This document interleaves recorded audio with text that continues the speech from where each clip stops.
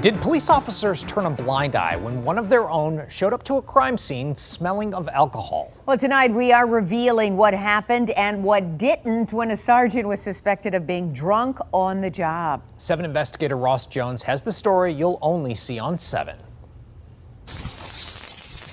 It's a Friday night in February in the city of Gibraltar, where police from 4 different agencies have descended in search of a shooter. You got this side? One of the responding departments is Flat Rock Police, and there, stepping out of the black SUV, is Brian Tetro, Flat Rock's canine officer and a sergeant. His fellow officers didn't know it that night, but Tetro arrived at the crime scene after he'd been drinking. Shots fired into 2 different houses. Van crashed into a shed. Police were told that 5 suspects fled the scene after a shooting, and officers were there to find them. But early on, there were signs that the sergeant was not himself. 2 people on foot ran into the woods. As an officer brings him up to speed, Tetro is seen adjusting his shoes. In the middle of February, with temperatures in the 20s, Tetro arrived to the active crime scene wearing Crocs. Didn't realize wearing Crocs till I left the house. The sergeant was off duty when he got the call to come in. Quickly, he and his canine begin the search for suspects, first along the tree line, then deeper into the subdivision. Minutes later, the sergeant focuses his attention inside a crawl space under one of the homes. Anybody inside this building, you're gonna get bit! Tetro pulls out his loaded firearm and appears to aim it into the crawl space, but no one was there. Seconds later, he can be seen struggling to put his gun back in its holster.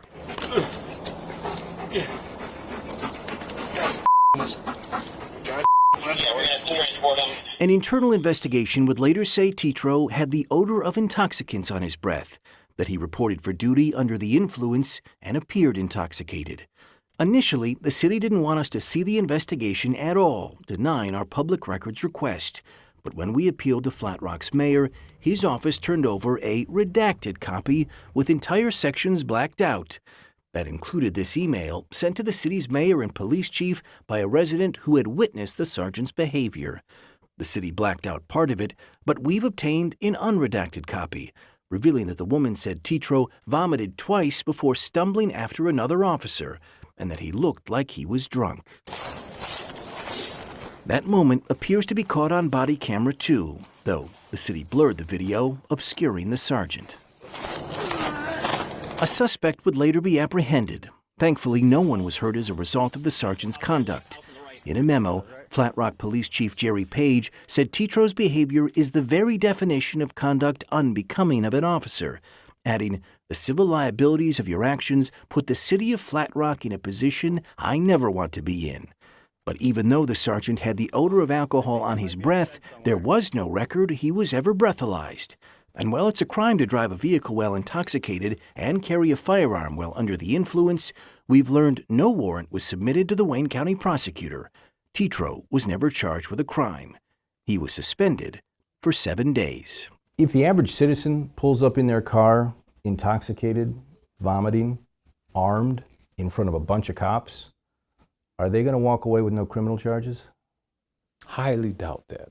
We shared the city's investigation with Reggie Crawford, a retired Detroit police officer and former member of the Board of Police Commissioners, which oversees DPD. But it goes beyond embarrassment. It's the sheer danger of the situation. Driving a vehicle to the scene, having a gun, the danger, not only to himself, the officer, danger to the other officers, danger to the community. Chief, how you doing? Can we talk to you briefly? Chief Jerry Page would not agree to an interview, so we found him at a city council meeting held earlier this month. Your own officer suspected the sergeant was drunk. Why was he not given a breathalyzer?